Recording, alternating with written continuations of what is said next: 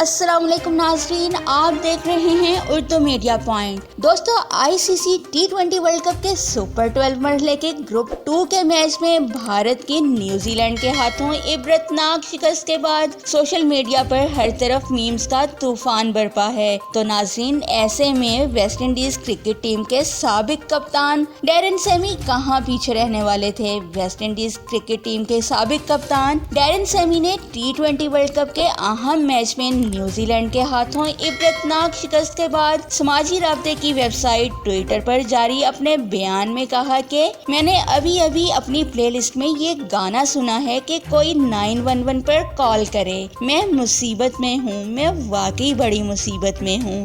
خیال رہے کہ 911 امریکہ میں ایمرجنسی صورتحال میں مدد کے لیے بلایا جانے والا نمبر ہے۔ ناظرین، بھارت کی اس شکست کے بعد آپ کو کیا لگتا ہے؟ کیا بھارت واقعی مشکل میں ہے؟ کیا اس شکست کے بعد بھارت سیمی فائنل کے لیے کوالیفائی کر سکے گا؟ اپنی رائے سے کامنٹ باکس میں آگاہ کیجیے گا۔